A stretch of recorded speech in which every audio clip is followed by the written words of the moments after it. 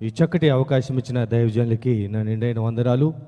ఈ సాయంత్రం దేవునికి సన్నిధిలో మీరందరూ సమకూర్చబడటానికి దైవజనులు ఎంతో ప్రయాసతో భారంతో అనేక విధాలుగా మీ కుటుంబంలో ఏ ఒక్కరూ నశించిపోకుండా మీ కుటుంబంలో ప్రతి ఒక్కరూ రక్షింపబడాలని, అందరూ దేవుని రాజ్యంలో ప్రవేశించాలని వారికి ఇచ్చినటువంటి నడిపింపు భారము ఈ రోజున మీ జీవితంలో పనిచేయాలి. ఈ రోజున దైవజనుడిగా చెప్తున్న మాట ఏంటంటే, ఈ అంత్య కాలంలో బైబిల్లో చెప్తున్న మాట, దినములు చెడ్డవి గనుక ఆ భయంకర పరిస్థితులు శోధన కాలంలో ప్రవేశించుకున్నట్లుగా మన అందరము ఒక్కొక్కరి జీవితాలు బలమైన ప్రార్థన యోధులుగా, మన జీవితంలో ప్రార్థనా పరుడుగా, ప్రార్థన వీరుడుగా, ప్రార్థన యోధుడుగా మీ ఒక్కొక్కరి కుటుంబాన్ని, మీ జీవితంలో ప్రతి ఒక్కరు రక్షింపబడి అంత్యకాలంలో దేవుని సన్నిధిలో ఏ క్షణము దేవుడు వచ్చినా మరి ఎత్తబడటానికి ఎదుర్కోవటానికి సిద్ధంగా ఉండాలా. బైబిల్ గ్రంథంలో చూస్తే, పరిశుద్ధ గ్రంథంలో భక్తులు అద్భుతమైన ప్రార్థనలు చేశారు. ఏకాంత ప్రార్థన మన జీవితంలో గుర్తుపెట్టుకోండి. ఏకాంత ప్రార్థన, దేవుడు నీవు మధ్యలో ఎవరు ఉండటానికి లేదు. బైబిల్లో యేసు ప్రభు చూస్తే మరి పెందలకాడ లేచి అరణ్యంలోకి ఒక్కడే వెళ్ళి ఏకాంతంగా దేవుని సన్నిధిలో పెనుగులాడి ప్రార్థన చేశాడు.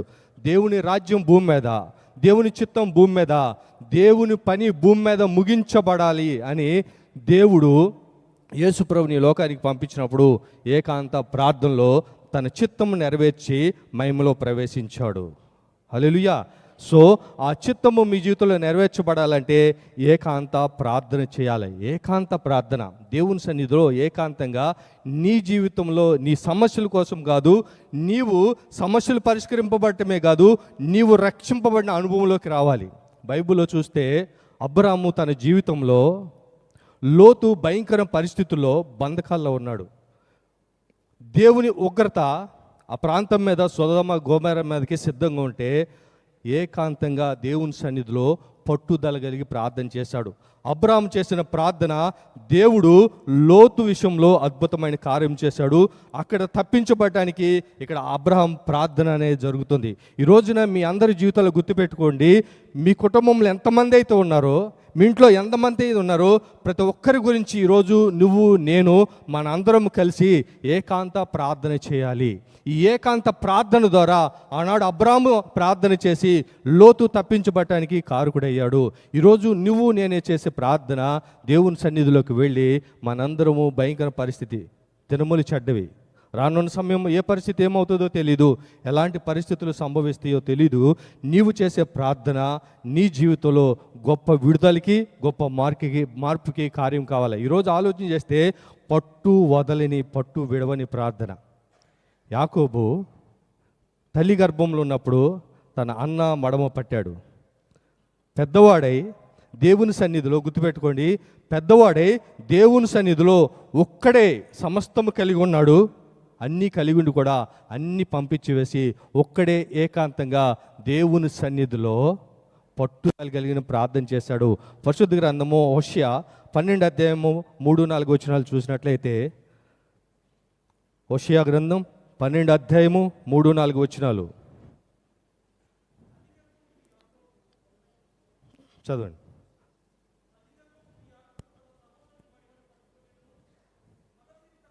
మగసిరి గలవాడే, ఇక్కడ రాయబడిన మాట ఏంటంటే, మగసిరి గలవాడై దేవుని సన్నిధిలో దోతతో పోరాడి జయమొందెను. అక్కడ అన్న విషయంలో గెలిచాడు. ఇక్కడ దేవుడి విషయంలో దేవుని సన్నిధిలో అక్కడ రాయబడిన మాట ఏంటంటే, ఆ రాత్రంతయు దేవుని సన్నిధిలో బతిమలాడుకుని కన్నీరు కార్చి దేవుని సన్నిధిలో గెలిచినట్టుగా బైబిల్ గ్రంథం రాయబడింది. ఈ రోజున మనం చేసే ప్రార్థనలో కన్నీరు బయటకు వస్తే దేవుడు ఆలకిస్తాడు. బైబిల్లో రాయబడిన మాట ఏంటంటే, ఆ మహారోదనలో కన్నీటితో ప్రార్థన చేస్తే మరణం నుండి తప్పించగల దేవుడు మనకున్నాడు అనేది ఆధారం మనకుంది. ఈ రోజున మన ప్రార్థనే చాలండి, మన ప్రార్థనే చాలు. మీరు ఆలోచన చేయండి. బహిరంగంగా దానియేలు ప్రార్థన చేయలా, ఒంటరిగా తన ఇంటిలోకి వెళ్ళి ప్రార్థన చేస్తే అందరూ ప్లాన్ చేసి కుట్ర చేసి దానియేలును పట్టుకుని అప్పచెప్పారు. దానియేలు జీవితంలో ప్రార్థన పడు కాబట్టి అద్భుతమైన జయం పొందుకున్నాడు. ఈ రోజున నీ జీవితంలో ఉన్న ఆయుధం ఏందో తెలుసా? ప్రార్థన ప్రతి పరిస్థితిని మార్చేస్తుంది. ప్రార్థన ప్రతి జీవితంలో సమస్యను పరిష్కరిస్తుంది. ప్రార్థన ద్వారా నీ బ్రతుకు పరిస్థితులన్నీ మార్పు చెందుతాయి. ఈ రోజున దేవుని సేవకుడికి చెప్తున్న మాట ఏంటంటే, పట్టు వదలని ప్రార్థన, పట్టు విడవని ప్రార్థన. ఉడుము పట్టు పడితే విడవనే విడవదు, అవును కదా? ఈరోజు మనం చేసే ప్రార్థన పట్టుదల కలిగి ప్రార్థన చేస్తే ఒక్కొక్కరు ఒక ఆయుధంగా, ఒక్కొక్కరు ఒక దేవుని యొక్క యోధుడిగా, ఒక్కొక్కరు ఒక్కొక్క జీవితంలో ప్రార్థన యొక్క ప్రభావము పనిచేసే విధంగా ఉండాలా. ఎస్తేరు మొర్దెకై ఏకీభవించి తన జనాంగం అంతటితో ప్రార్థనలో కూర్చోబెట్టారు. హల్లెలూయా. ఈ రోజున మరి దైవజనులు మీ అందరినీ ఒక్క చోట మరి అందరూ సమకూర్చి ప్రార్థనలో పెట్టడానికి కారణం ఏంటంటే, మీ ఇంట్లో ఎవరైతే ఇంకా రక్షింపబడలేదు, ఎవరైతే బంధకాల్లో ఉన్నారో, ఎవరైతే ఇంకా సమస్యల్లో ఉన్నారో, ఎవరైతే ఎటువంటి ఇబ్బందుల్లో చర్చికి రాలేక సమస్యలతో అలమటిస్తూ అనేక ఇబ్బందులు గురి చేస్తూ బాధలు అనుభవిస్తూ రోధిస్తూ ఏడుస్తూ సమస్యలో ఉన్నారో, వాటన్నిటికీ పరిష్కారము ప్రార్థనే. నీ ప్రార్థన. హిజ్కియా తన జీవితంలో మరణం సంభవిస్తే దేవుని సన్నిధికి వెళ్ళి ప్రార్థన చేశారు, కన్నీరు కార్చి ప్రార్థన చేశాడే లేదా? సో ఎవరి జీవితంలో చూసిన భక్తులు ప్రార్థన ద్వారా అద్భుతమైన జయం పొందారు. ఈరోజు నువ్వు నేను చేసే ప్రార్థన జయం ఇవ్వాలా, అద్భుతమైన కార్యములు జరగాల. అందుకే సంఖ్యలతో బంధింపబడి చెరసాల్లో వేయబడిన పరిస్థితులు మనం చూస్తే పేతురు బంధింపబడ్డాడు. పేతురు ఏం చేయబడ్డాడు? పరిస్థితుల్లో బంధింపబడ్డారు. రోమా ప్రభుత్వం తెల్లారేపాటికి చంపివేయాల, చర్చదం చేయాలని ప్లాన్ చేస్తే సంఘము అత్యాసక్తితో ప్రార్థన చేస్తే అద్భుతమైన తెల్లారేపాటికి సన్హరీబు అనేవాడు రంకిలేసి కేకలేసి 185,000 మందిని సైన్యాన్ని సమకూర్చి సిద్ధం చేశాడు. తన అండబలం, తన కాల్బలం, తన బుద్ధిబలం, తన సామర్థ్యాన్ని మొత్తం ఉపయోగించి రేపు ఇజ్రాయేల్ అందరినీ వశం చేసుకోవాలని ప్లాన్ చేస్తే హిజ్కియా దేవుని సన్నిధికి వెళ్ళి తాకీదులు ఉత్తరం విప్పి దేవుని సన్నిధిలో ప్రార్థన చేశాడు. దేవా, ఆకాశం మహాకాశాలు కలగజేసిన దేవా, సైన్యములకు అధిపతి యెహోవా, నువ్వు దేవుడు అని ఈరోజు తెలియాలని దేవుని సన్నిధిలో చేసే ప్రార్థన, నువ్వు జీవం కలిగిన దేవుడు అని ఆ రోజున హిజ్కియా చేసిన ప్రార్థన. ఆ రాత్రి దేవుడు ఒక దూతను పంపాడు. ఆ రాత్రి దేవుడు దూత వచ్చి 185,000 మంది దండుపేటలో దిగిన సైన్యం అంతటిని సంహరించి తెల్లారేపాటికి చూస్తే మృతకలే వరాలైపోయినాయి. హల్లెలూయా. సో వారి జీవితంలో ప్రార్థన ఎంత బలంగా పనిచేసింది ఆలోచించండి. ఈరోజు మన జీవితంలో ఒక ప్రార్థన యోధుడు, ప్రార్థన వీరుడు, ప్రార్థన పరుడుగా నీవు నేను ఉంటే మనము రక్షింపబడతాం, మనం కాపాడబడతాం, మనం భద్రపరచబడతాం. మనకున్న ఒకే ఒక వెపనం, మనకున్న ఒకే ఆయుధం, మనకున్న ఒకే శక్తి దేవుని సన్నిధిలో నిలబడి. హోషేయ గ్రంథంలో రాయబడిన మాట, ఆ రాత్రంతయు కన్నీరు కార్చాడండి, బతిమలాడుకున్నాడు. ఈ రాత్రి నువ్వు దీవిస్తేనే తప్ప, ఈ రాత్రి నువ్వు ఆశీర్వదిస్తేనే తప్ప, ఈ రాత్రి నా బతుకును మారిస్తేనే తప్ప నేను నిన్ను వదలను. ఈ రాత్రి అయినా సరే, రేపు రాత్రి అయినా సరే నిన్ను వదిలేదే లేదని పట్టుకున్నాడు. ఇంకా అర్థమైపోయింది దేవుడికి, ఈ రాత్రి కానీ దీవించకపోతే వదలడని చెప్పి ఆ రాత్రే పరిష్కారం అనేది జరిగిపోయింది. హల్లెలూయా. సో ఈ రోజున ఈ రాత్రికాల సమయంలో నీవు నేను ఆసక్తి కలిగిన దైవజనులు మీ కొరకు ఏర్పాటు చేసినటువంటి ఈ ప్రేయర్ కాన్ఫరెన్స్లో ఎంత ఖర్చు అవుతుందో మీకు తెలియదు, ఎంత టైము, ఎంత దీనికి ఇన్వెస్ట్మెంట్ చేయాలో. ఇవన్నీ ఎందుకో తెలుసా? ఒక ఆత్మరక్షింపబడాలి, ఒక కుటుంబం కట్టబడాలి, ఒక బ్రతుకు మార్చబడాలి. మీ జీవితాలు దేవునికి మహిమకరంగా దేవుని రాజ్యంలోకి వెళ్ళడానికి ఇది శ్రేష్టమైన సమయం. ఎన్నోటికి సమయం కేటాయిస్తాం. ఈ రోజున మనం ఆలోచన చేస్తే 24 అవర్స్లో రీసెర్చ్ ప్రకారం ప్రపంచవ్యాప్తంగా 24 గంటల్లో 8 గంటలు డ్యూటీలు చేసుకోవడానికి, బ్రతుకు తెరువు కోసం, 8 గంటలు లేక 6 గంటలు పడుకోవడానికి, నిద్ర కోసం, రిలాక్స్ అవ్వడానికి, టిఫిన్ చేయడానికి, వండుకోవడానికి, వస్తువులు తెచ్చుకోవడానికి, వీటన్నిటికీ అంతా టైం కేటాయిస్తే 19 నుంచి 22 గంటలు టైం వేస్ట్ అయిపోతుంది. బ్రతుకు మనుగడకే బ్రతికేస్తున్నాడు మనిషి. కానీ దేవుని విషయంలో దేవునికి కేటాయించి సమయం ఇచ్చి కుటుంబాలు, అందుకే యెహోషువ నేను నా ఇంటి వారు యెహోవానే సేవించేదమనే ఆ వాగ్దానం పొందుకోవడానికి, ఆ వాగ్దానం తన జీవితంలో అనుభవించి ఆ సాక్ష్యం చెప్పడానికి కారణం ఏంటో తెలుసా? వ్యక్తిగతంగా దేవునితో నడిచిన అనుభవం. మోషేతో అనునిత్యం అడుగులు వేస్తూ నిజమైన దేవుడు ఏంటి, ఆయన శక్తి సామర్థ్యాలు ఏంటి, ఏ విధంగా ఐగుప్తు చెరలోంచి బయటికి తీసుకొస్తే ఏ విధంగా కార్యములు జరిగినాయో కళ్ళారా చూసిన వ్యక్తి కాబట్టి దేవుణ్ణి ఎన్నడూ విడవలేదు. అందుకే మోషే చనిపోయిన తర్వాత యెహోషువ బాధ్యత తీసుకునే కారణం ఏంటంటే పట్టుదల కలిగి దేవుని సన్నిధిలో దేవునితోనే నడిచినటువంటి అనుభవం. ఇలా చెప్పుకుంటే చాలా విషయాలు రాయబడ్డాయి. మన జీవితంలో రహస్యంగా దేవునికి ప్రార్థన చేయాలి. రహస్యంగా దేవుడు ప్రార్థన ఆలకిస్తాడు, ప్రతిఫలం అనేది అనుగ్రహిస్తాడు. కాబట్టి దయచేసి ఈ రాత్రికాల సమయంలో ప్రతి ఒక్కరూ మీ సమయాన్ని కేటాయించి దేవుని సన్నిధిలో మీ కొడుకు కోసమో, మీ కూతురు కోసమో, మీ భర్త కోసమో, మీ ఇంట్లో వారి కోసమో, మీ అత్త కోసమో, ఇంట్లో ఎవరైతే బంధకాల్లో ఉన్నారో, ఎవరైతే సమస్యలు ఉన్నారో వారి పేర్లు రాసుకుని అందరం ఏకీభించి చేసే ప్రార్థన దేవుడు విని ఆలకించి అద్భుతమైన పరిష్కారం ఇస్తాడు. వచ్చే నెలలో ఇదే సంఘంలో, ఇదే స్థానంలో అద్భుతమైన సాక్ష్యాలు వెల్లడి చేయబడతాయి. కారణం ఏంటంటే నేను నమ్ముతున్నాను, నా ప్రార్థన నీ ప్రార్థన దేవుడు ఆలకిస్తాడు. హల్లెలూయా. మనం చేసే ప్రార్థనలో ప్రభావం పైకి వెళ్తుంది. మీకు అందరికీ తెలుసు, దావీదును తరుముతున్నప్పుడు దావీదు చేసిన ప్రార్థన బైబిల్లో చూస్తే, నా కోట, నా కొండ, నా ఆశ్రయ దుర్గమా, నా కేడుమా, నా ఉన్నత దుర్గమా అని ప్రార్థన చేశాడు. నా దేవునికి నేను ప్రార్థన చేస్తే రాయబడి ఉంటుంది. ఆయన శ్రమల్లో, ఆయన బాధల్లో ప్రార్థన చేశాడు.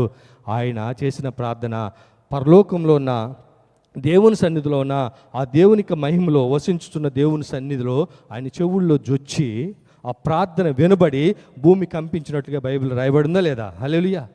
సో ఇక్కడ చేసే ప్రార్థన ఆకాశ మహాకాశాలను చీల్చుకుని వసించుచున్న దేవుడు పరలోకంలో ఉన్న దేవుని సన్నిధిలోకి వెళ్ళి ప్రార్థన యొక్క ప్రభావం భూమి మీదకి వచ్చినట్టుగా చూస్తున్నాం. కానీ ఈ అంత్యకాలంలో దేవుడు ఎక్కడ ఇద్దరు ముగ్గురు కూడి ఉంటారో వారి మధ్య నేను ఉంటానన్నాడు. హల్లెలూయా. మనందరము ఏకీభవించి చేసే ప్రార్థనలో పరిశుద్ధాత్మ దేవుడు మన మధ్య ఉండి మన ప్రార్థనలు ఆలకించి అద్భుతమైన విడుదల. కొన్ని ఇమీడియట్గా జరుగుతాయి. హల్లెలూయా. కొన్ని రేపు జరగవచ్చు, కొన్ని ఎల్లుండి జరగవచ్చు. కానీ ప్రార్థన దేవుడు ఆలకిస్తాడు. ఆ ప్రార్థన నీ కన్నీటితో వచ్చే విధంగా ఉండాలా, ఆ ప్రార్థన నీది పట్టుదలతో ఉండే విధంగా ఉండాలా, ఆ ప్రార్థన దేవుడు ఆలకించే విధంగా నీ ప్రార్థన ఉండాలి. ఆ విధంగా ప్రార్థన చేస్తే దేవుడు అద్భుతమైన కార్యములు నీ జీవితంలో జరిగిస్తాడు. కాబట్టి దయచేసి ఈ రాత్రికాల సమయంలో ప్రార్థనలు ఏకీవిద్దాం. అందరూ లేచి నిలబడదాం. దయచేసి ఈ ప్రార్థన చేస్తారు. అందరూ ప్రార్థనలు ఏకీభించండి. పురుషులైతే పురుషుని యొక్క చేతులు, స్త్రీలైతే స్త్రీల చేతులు పట్టుకోండి. ప్రేయర్ వారియర్స్ దయచేసి ముందు వరుస మీరు రావాల్సిన మనం చేస్తున్నాను. దైవజనులు చేస్తున్న ప్రార్థనకు మనం అందరం కూడా ఏకీభించాలి. ఒకరు ప్రార్థన చేస్తున్నాడు, మిగతా వాళ్ళు ఏవో తలంపులు తలంచకూడదు. వారు చేస్తున్న ప్రార్థనలు ఏకీభించి, ప్రభు అవును అయ్యా జరిగించండి ఆయన అందరం కూడా సపోర్ట్ చేయాలి. నిజంగా ఒకళ్ళు ప్రార్థన చేస్తున్నప్పుడు అందరూ కూడా ఏకీభించి సపోర్ట్ చేసినప్పుడు నిజంగా ఆ ప్రార్థనకు బలం చేయకుండా త్వరగా ప్రేయర్ రిక్వెస్ట్ ప్రేయర్ వారియర్స్ అందరూ కూడా వరుసగా కింద నిలబడండి. ఆ దైవజనులు ప్రార్థన చేస్తున్నాడు. అందరూ కూడా మరొక హస్తాన్ని పట్టుకుని ఈ ప్రార్థనకు గొప్ప బలాన్ని చేకూరాలని అందరూ ప్రార్థన చేద్దాం. Praise lord. హల్లెలూయా, హల్లెలూయా. మీ కూడా హస్తాన్ని ప్రభు వైపు చాపండి. మీ కూడా హస్తాన్ని ప్రభు వైపు చాపండి. హల్లెలూయా, హల్లెలూయా, హల్లెలూయా. అందరూ దేవునికి స్తోత్రం చెల్లిద్దాం. ఈ ప్రేయర్ కాన్ఫరెన్స్ లో అందరూ కూడా పరిశుద్ధుడా స్తోత్రం, మహాగణుడా స్తోత్రం, ఆశ్చర్యకారుడా స్తోత్రం, ఆలోచనకర్త స్తోత్రం, బలవంతుడకు తండ్రి స్తోత్రం. రాజా, ఇక్కడ కూడిన ప్రతి బిడ్డ జీవితంలో గొప్ప కార్యములు జరుగును గాక. ఆశ కలిగిన ప్రాణాన్ని తృప్తి పరుస్తానని వాగ్దానం చేసిన దేవా, నీతి కలిగిన న్యాయాధిపతి నీకు వందనాలు. న్యాయం తీర్చువాడా నీకు వందనాలు. అన్యాయస్తురాలు తన జీవితంలో అన్యాయం జరిగి అన్యాయస్తు దగ్గరికి వెళ్ళి పరిష్కరింపబడిన పరిస్థితి, సర్వశక్తి కలిగిన దేవా, న్యాయాధిపతి అయిన దేవా, ఇక్కడ కూడి ఉన్న ప్రతి బిడ్డ జీవితంలోనైనా ఒక్కొక్క పరిస్థితుల నుంచి విడిపించబడాలి. అది ఆర్థిక సమస్యలు కావచ్చు నైనా, అనారోగ్యం కావచ్చు నైనా, వ్యాధులు కావచ్చు, మానసిక బంధకాలు కావచ్చు, కుటుంబంలో సమస్యలు కావచ్చు, భార్యాభర్తల కుటుంబ వ్యవస్థలో విచ్ఛిన్నం కావచ్చు నాయన. ఈరోజు కుటుంబాలు కట్టబడును గాక, వ్యాధులు తొలగిపోను గాక, సమస్యలు పరిష్కరింపబడును గాక, మార్గములు తెరవబడును గాక, త్రోవలు సరళం చేయబడును గాక. అయ్యా, ఆకాశవాకులు విప్పి పట్ట జాలి దేవులు కొమ్మరించి ప్రతి అవసరత వారి జీవితంలో తీర్చబడును గాక. యవ్వన బిడ్డలు రక్షింపబడి నాయన, దేవుని తట్టు తిరిగి నాయన, నీవే మార్గము, నీవే సత్యము, నీవే జీవమని ప్రభా, ప్రతి క్రైస్తవ కుటుంబంలో అందరూ యెహోషువ వలె సంతానమంతియు నాయన నీ సన్నిధిలో ఎదగటానికి కృప చూపించు నాయన. బంధకాలు దూరపరచండి నాయన. భయంకర పరిస్థితులు రాబోతున్నాయి, వాటిలో మా వారెవ్వరూ చిక్కుకోకుండా, వారెవ్వరూ శోధనలోకి ప్రవేశించకుండా, ఆ సమస్యలు వీరి మీద ఏలుబడి చేయకుండా నైనా ప్రతి కాడి విరగొట్టండి, ప్రతి సమస్య పరిష్కరించండి, అద్భుతములు జరిగించమని ప్రార్థన చేస్తున్నాం. దేవా, నీ కార్యములు అమోఘం, నీ కృప శాశ్వతం నాయనా. ఎంతమంది నాయనా అనాథులుగా బ్రతుకుతున్నారు, దిక్కులే స్థితిలో ఉన్నారు. తల్లి తండ్రినైనా వదిలేసిన పరిస్థితిలో ఒంటరి జీవితంతో ఉన్నారు నైనా. అయ్యా వారికి విడుదల దయచేయండి, ఆదరించండి, ఓదార్చండి, గొప్ప కార్యములు జరిగించండి, కృప విస్తరింపచేయండి. దేవా ఈ సంఘం విషయంలో ప్రత్యేకమైన కార్యములు జరిగించండి, స్థలము దయచేయండి, సిద్ధపరచండి, ఆరాధనకు సమస్తము సమకూర్చండి, కార్యములు జరిగించమని ప్రార్థన చేస్తున్నాం. హల్లెలూయా, హల్లెలూయా, హల్లెలూయా, హల్లెలూయా. స్తోత్రం, స్తోత్రం, స్తోత్రం, స్తోత్రము రాజా. మా ప్రార్థనలు ఆలకిస్తావు, మా విజ్ఞాపనలు వినే దేవుడిగా ఉన్నావని మేమందరం నీ సన్నిధిలో ఏకీభించి చేస్తున్న ప్రార్థన. దేవా దానియేలు ప్రార్థన చేశాడు, అద్భుతమైన జయం పొందుకున్నాడు. అయ్యా అబ్రాహాము తన జీవితంలో ప్రార్థన చేశాడు, సొదొమ గొమొర్రాలు పట్టబడిలోనైనా లోతు తప్పించబడినైనా విడుదలకు నైనా నువ్వు సిద్ధం చేసావు. నీకు వందనాలు యేసయ్యా. దేవా మా ప్రజలు రక్షింపబడాలి, మా బ్రతుకులు మార్చబడాలి. అయ్యా అనేక మందినైనా దేవుని తట్టు తిరగాలి, నీవే నిజ దేవుడు అని తెలుసుకోవాలి, నీవే మనిషి కొరకు ప్రాణం పెట్టావని, నీవే మనుషులు చేసిన పాపాలకి ప్రాయశ్చిత్తం చేసావని, నీ రక్తమే నిష్కలంకమైన రక్తం, నీ రక్తమే శాశ్వతం పరిష్కారం అని ప్రభా అందరూ తెలుసుకుని నాయన నీ తట్టు తిరగటానికి, నీ వైపు తిరగటానికి, అయ్యా రాజ్యంలో నిత్య రాజ్యంలో నివాసము చేయటానికి, అయ్యా రాకడ వచ్చేంత వరకునైనా ఈ సంఘంలోనైనా విశ్వాస యాత్రలో కొనసాగటానికి కృప చూపించండి.